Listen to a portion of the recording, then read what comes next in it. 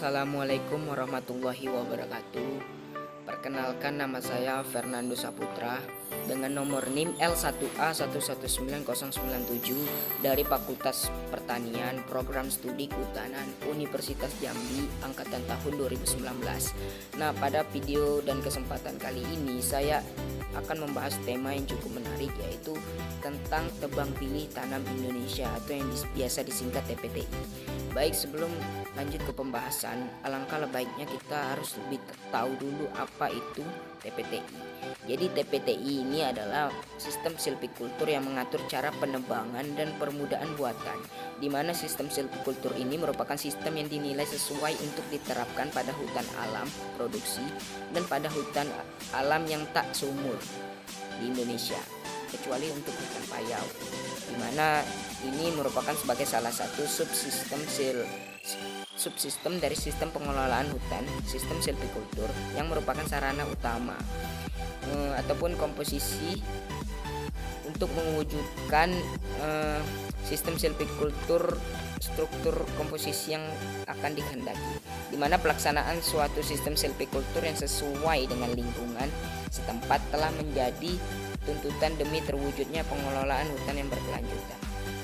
Baik, selanjutnya kita harus setelah mengetahui apa itu TPTI, selanjutnya kita harus tahu apa itu tujuan daripada TPTI. Adapun tujuan daripada TPTI atau tebang pilih tanam Indonesia ini adalah untuk mengatur pemanfaatan hutan alam produksi serta meningkatkan nilai hutan baik kualitas maupun kuantitasnya pada areal bekas tebangan untuk rotasi tebang berikutnya, agar terbentuk tegakan hutan campuran yang diharapkan dapat berfungsi sebagai penghasil kayu dan penghara industri secara lestari.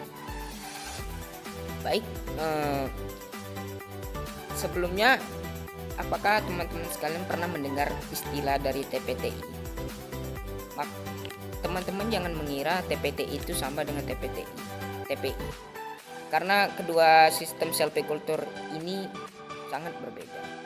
Adapun perbedaan yang mencolok antara sistem silvikultur TPTI dengan sistem silvikultur TPI ini adalah secara politisnya pemerintah menekankan pembinaan hutan pemungutan itu harus seimbang, di mana pemegang HPA diwajibkan untuk melengkapi unit organisasi pembinaan hutan yang terpisah dengan unit logging, tenaga teknis kehutanan menengah yang terampil dalam jumlah yang cukup dan anggaran yang memadai untuk kegiatan pembinaan hutan itu sendiri. Baik, langsung saja tanpa berlama-lama kita lanjut ke pembahasan materinya. Baik, di sini kita harus mengetahui, pertama-tama kita harus mengetahui dulu sejarah TPTI, di mana direktur pertama kali yaitu Direktur Jenderal Kehutanan pada tahun 1976, lanjut ke TPTI, adanya TPI, THPA dan THPB. Lanjut adanya surat keputusan nomor 485 KPTS 2 tahun 1989. Meningkat lagi ke SK Surat Keputusan Dirjen Pengusahaan Hutan nomor 564 KPTS 4 BPHH tahun 1989, dan akhirnya lahirlah TPTI ini, dimana kemudian terbentuknya Keputusan Dirjen Pengusahaan Hutan nomor 151 KPTS 4 BPHH tahun 1993, penyempurnaan TPTI pada tahun 1989 ini. Terus yang terakhir terbentuknya P9 BPHA tahun 2009 tanggal 21 Agustus tahun 2019, maka lahirlah TPTI ini hingga saat ini, di mana rincian penjelasannya yaitu dimulai dari Direktorat Jenderal Kehutanan tahun 1976 menyatakan bahwa sistem-sistem silvikultur dalam eksploitasi hutan adalah tebang pilih tanam Indonesia atau TPI, tebang habis dengan permudahan alam atau THPA, dan tebang habis permudahan buatan atau yang biasa disingkat THPB. Jadi sebagai usaha penyempurnaan sistem silvikultur untuk pengusahaan hutan alam produksi, Menteri Kehutanan mengeluarkan surat yang namanya Surat Keputusan nomor 485 ini KPTS 2 tahun 1989 tentang sistem silvikultur pengelolaan hutan alam produksi, di mana kemudian lahirlah surat SK Dirjen Pengusahaan nomor 564 KPTS 4 BPHA 1989 tentang pedoman tebang pilih tanam Indonesia.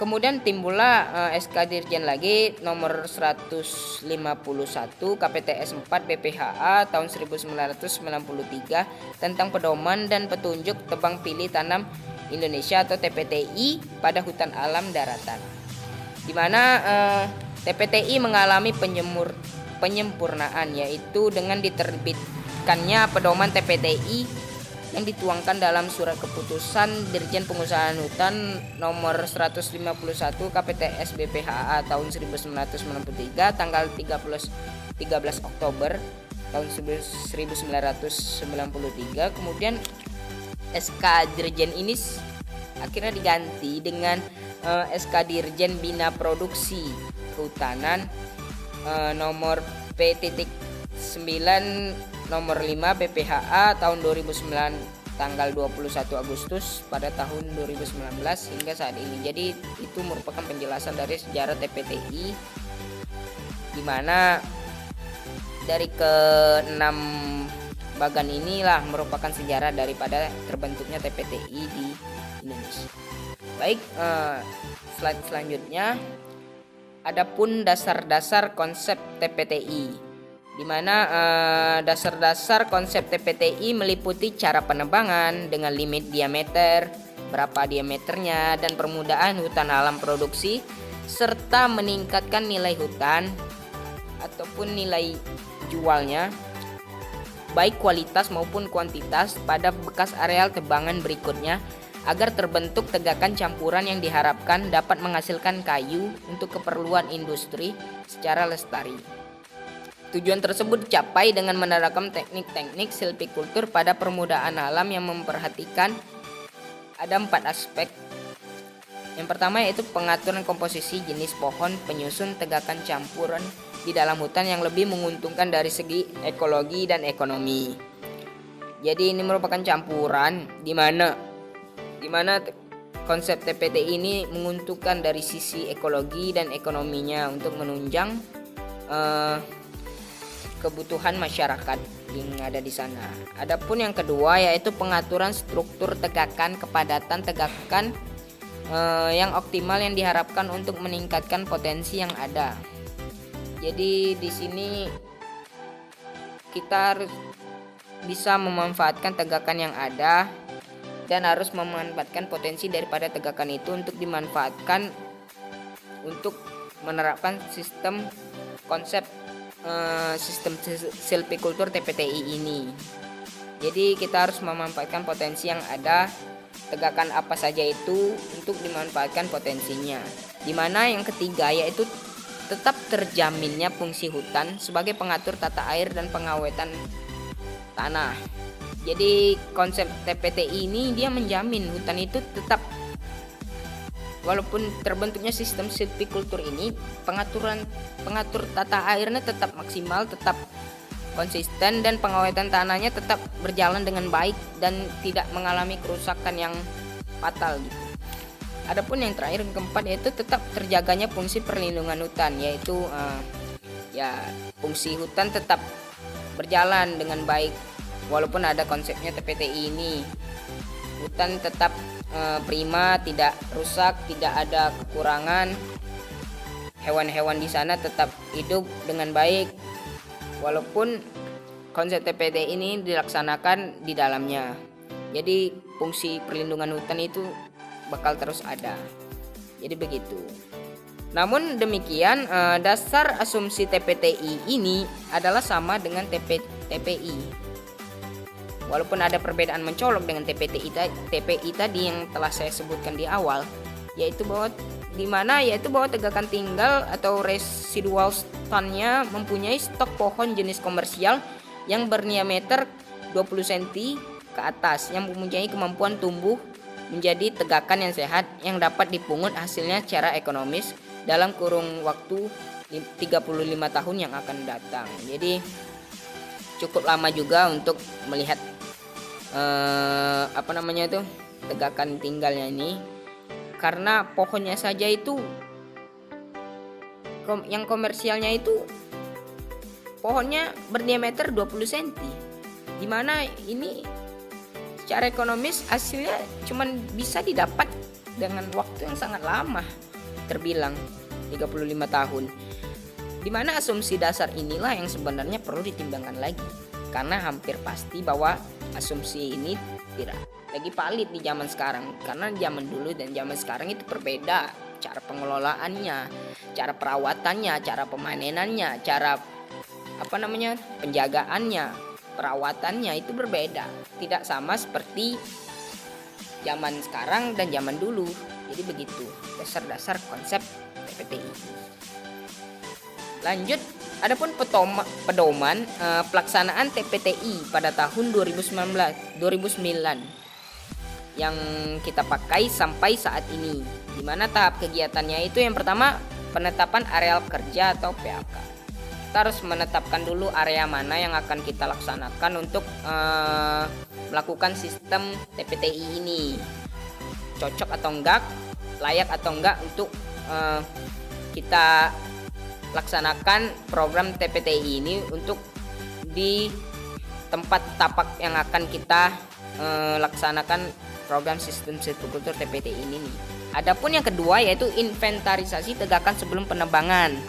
Kita harus menginventarisasi dulu tegakan sebelum penebangan. Kita tidak boleh asal-asal saja untuk melakukan kegiatan pelaksanaan TPTI ini. Kita harus mengetahui dulu, oh tegakan itu kayaknya cocok untuk dilakukan sistem silvikultur TPTI ini.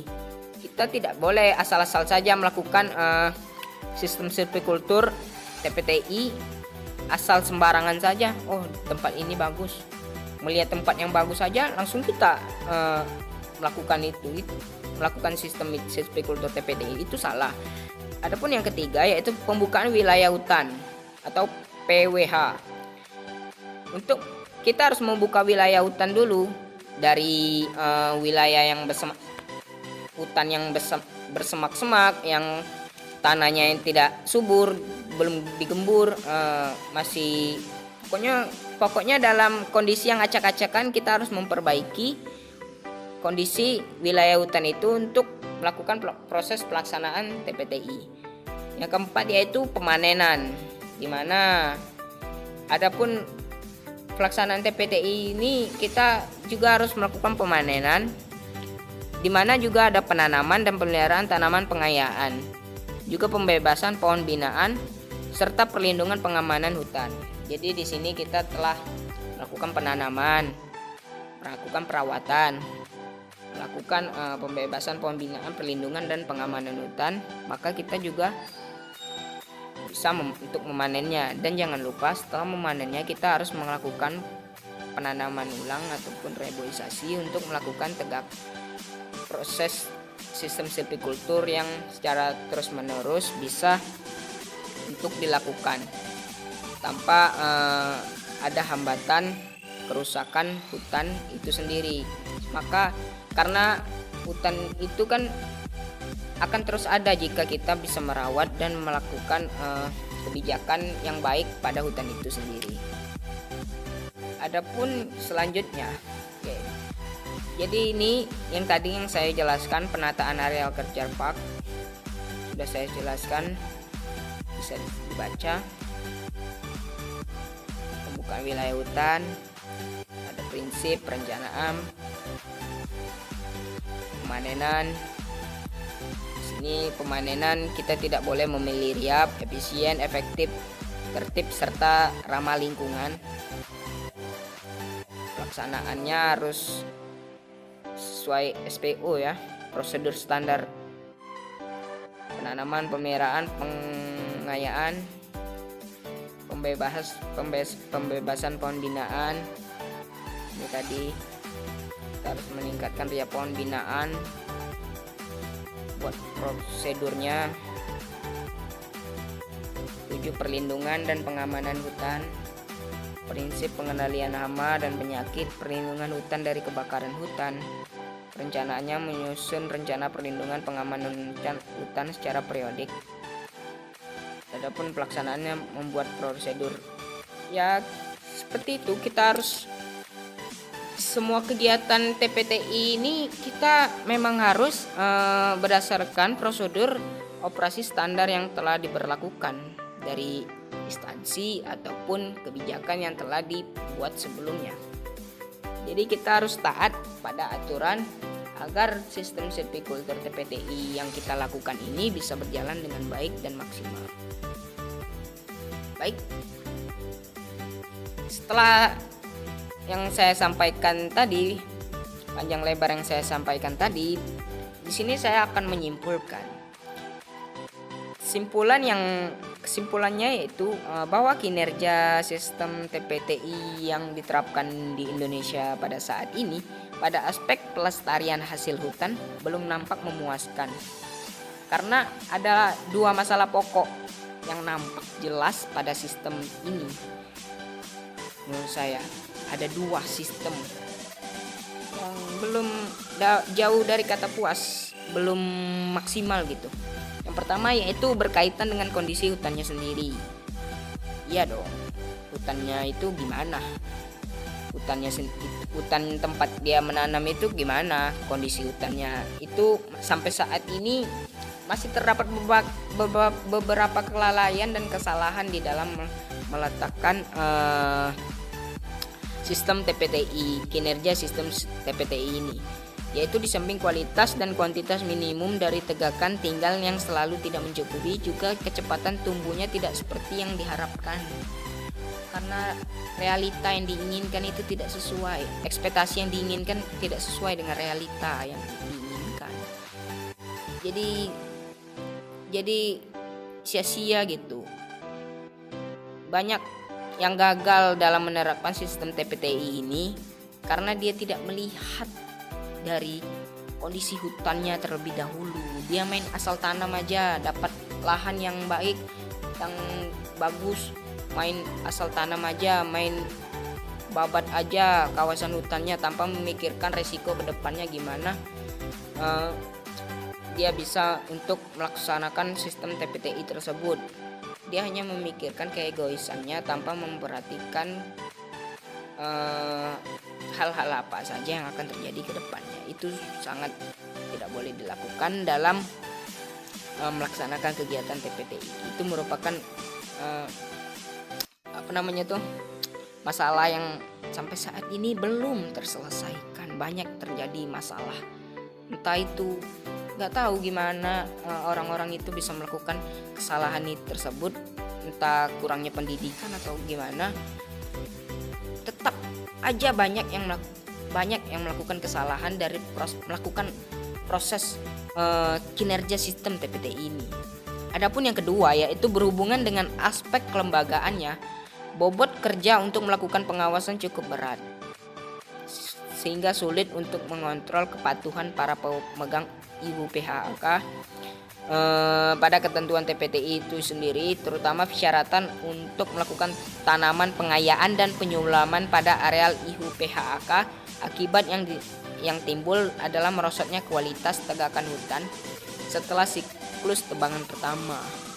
Jadi bobot yang dibebankan itu berat, sehingga mungkin para pekerja ini main asal saja gitu. Sulit untuk mengontrol kepatuhan ataupun prosedur yang telah SOP yang telah diterapkan oleh instansi ataupun stakeholder pemerintah terkait gitu yang telah mengaturnya. Jadi telah dirancang suatu sistem silviculture di tempat A misalnya dengan kisaran sekian harus begini, Sehingga itu membuat beban pikiran si para pekerja mungkin untuk bahwasannya asal main tanam aja, penting dapat hasilnya nanti. Itu yang sampai saat ini masalah yang masih belum terselesaikan, dan saya harap semoga itu bisa terselesaikan, karena hutan di Indonesia kan lama kelamaan sekarang sudah makin menipis. Kita bisa melihat melihat fakta-faktanya. Setiap tahun terjadi kebakaran hutan. Kita tidak tahu, kita tidak bisa menyalahkan orang-orang ataupun siapapun. Yang bisa kita lakukan sekarang yaitu merawat hutan itu dengan baik, dengan caranya juga melakukan sistem silvicultur yang baik. Contohnya TPTI ini. Jadi dua masalah ini saya harap kedepannya bisa terselesai. Kedua permasalahan ini bisa selesai, dan sistem TPTI ini juga diharapkan juga mempunyai inovasi maupun variasi lagi yang baru selain yang dari 2009 yang kita pakai ini. Saya harap kedepannya akan terjadi perubahan lagi, perubahan yang baik, bukan malah menurun, merosot, meningkat dari tahun ke tahun. Oke, baik. Mungkin itu saja yang dapat saya sampaikan mengenai penjelasan sistem TPTI yang telah saya buat. Baik, sebelum saya menutup, saya ada kata-kata mutiara. Ini ada kata mutiaranya. In the middle of a difficulty lies opportunity. Yang artinya di tengah kesulitan itu ada kesempatan. Coba Anda pahami kata-katanya. Di tengah kesulitan itu masih ada kesempatan untuk kita bisa menjadi lebih baik, membuat kita berubah. Karena 1000 permasalahan, berjuta solusi. Banyak solusi yang akan kita dapat dari berbagai masalah, kesulitan yang ada. Contohnya pandemi corona. Kita tengah di dalam masa kesulitan, masa penurunan, banyak pekerja yang kena PHK. Namun di balik itu semua ada hikmah ataupun penyelesaian yang dapat kita terima gitu. Kita sekarang menjadi sering memakai masker karena corona itu, sering mencuci tangan, menjaga jarak. Kita seakan menjadi orang yang sedikit bersih, sedikit patuh dengan aturan. Jadi kesulitan itu janganlah kita menyerah gitu akan kesulitan, akan masalah. Kita harus bangkit, kita harus mempunyai suatu pemikiran. Oh, Allah itu nguji kita gak bakal sih gak ada solusinya, pasti ada semua solusinya. Yakinlah itu. Karena manusia yang sukses itu manusia yang mau mempelajari dari kesalahan-kesalahannya dan mampu menghadapi masalah-masalah yang ada tanpa lari dari masalah itu. Itu manusia yang sukses dan manusia yang akan menjadi orang ke depannya. Baik, mungkin itu saja yang dapat saya sampaikan. Kurang dan lebih saya mohon maaf. Apabila ada kata-kata saya yang salah, saya mohon maaf, karena manusia itu tidak ada yang sempurna, karena kesempurnaan itu hanya milik Allah SWT. Baik, sampai jumpa di video selanjutnya. Saya akhiri. Wassalamualaikum warahmatullahi wabarakatuh. See you.